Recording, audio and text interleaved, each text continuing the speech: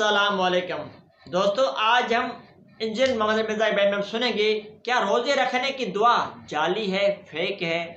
Us point of view سے محمد مرزا کا بہترین بیان۔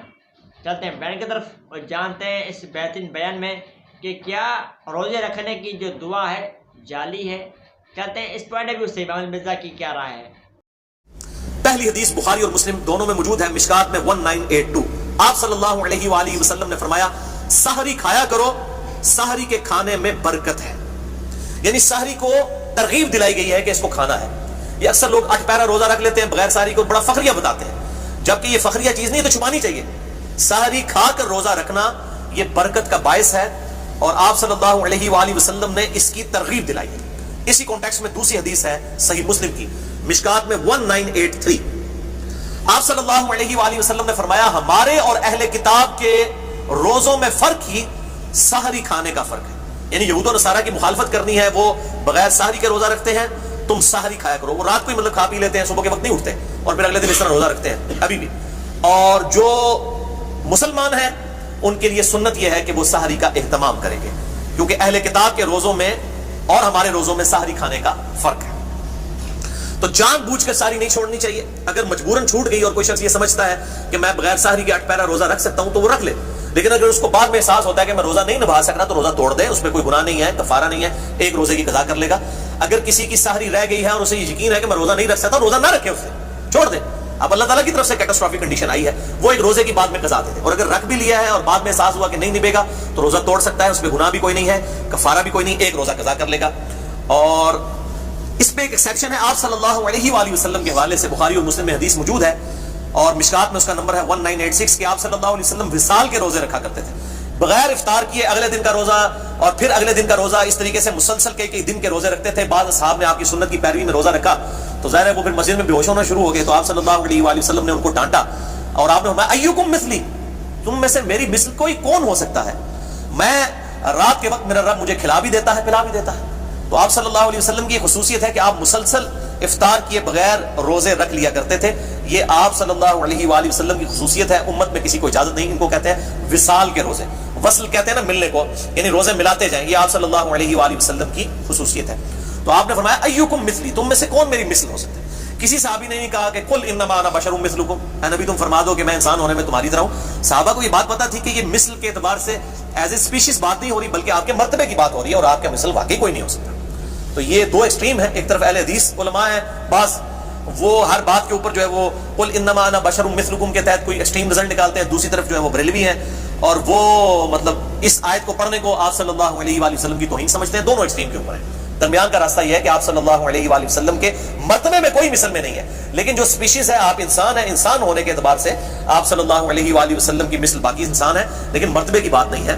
مرتبے میں تو انسانیت کو ناز ہے آپ صلی اللہ علیہ وآلہ وسلم کی مبارک ذات میں۔ تیسری حدیث سنن ابی داؤد میں ہے، مشکات میں 1998۔ آپ صلی اللہ علیہ وآلہ وسلم نے فرمایا مومن کی بہترین سحری کھجور کھانا ہے۔ یہ کھجور صرف افطاری کے لیے نہیں ہے، سحری کے لیے بھی ہے سنت، اور بلکہ اس کے اندر بڑی طاقت ہے۔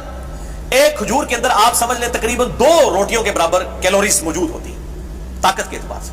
تو سحری کے وقت کھجور کھا لی جائے، طاقت کے لیے بڑی اچھی چیز ہے۔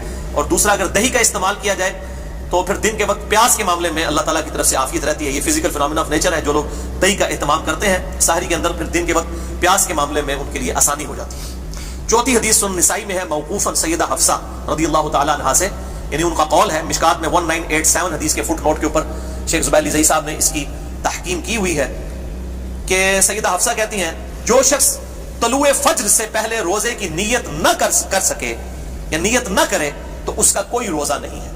یہ رمضان کے روزے کی بات ہے۔ اگر فجر کا وقت شروع ہونے سے پہلے یعنی ختم سحری سے پہلے اس نے روزے کی نیت کی، یعنی رات کو ڈاواں ڈول تھا، شاید سفر پہ جانا تھا یا کوئی اور عذر تھا، اب وہ رات کو اس کو کلیئر نہیں تھا میں روزہ رکھوں گا یا نہیں رکھوں گا، تو اب اسے فجر کا وقت شروع ہونے سے پہلے نیت کرنی ہوگی۔ ویسے تو ہم رات کو جو سوتے ہیں ہماری نیت ہوتی ہے، وہ یہ نہیں ہے کہ کوئی آپ نے کوئی زبان سے نیت کرنی ہوتی ہے، دل کے ارادے کا نام ہے، نیت کے بغیر تو کوئی کام بھی نہیں ہوگا۔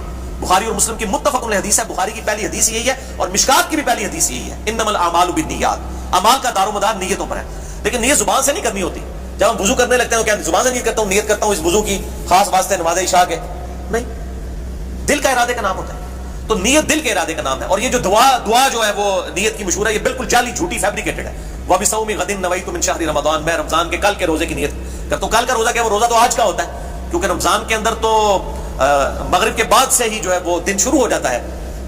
ابھی دیکھیں آج شعبان کی 30ویں تھی, لیکن ہم نے قیام اللیل کیا ہے کیونکہ رات رمضان کی مغرب کے بعد شروع ہو چکی ہے. کل انشاءاللہ تعالی پہلا روزہ ہے. تو وہ بالکل جعلی دعا ہے, بالکل ثابت نہیں, کسی ضعیف روایت میں موجود نہیں ہے.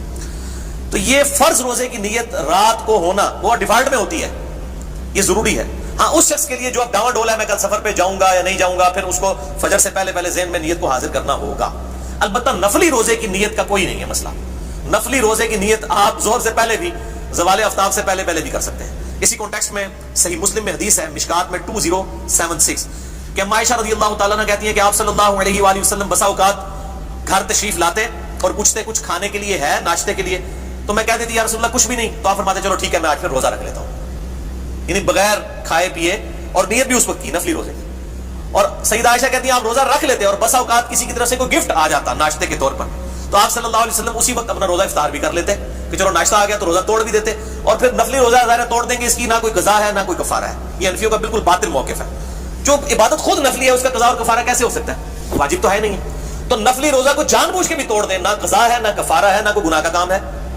البتہ فرض روزہ اگر کوئی جان بوجھ کر توڑے گا تو میں پچھلی دفعہ اس کے کفارے کے حوالے سے ڈسکشن کر چکا ہوں.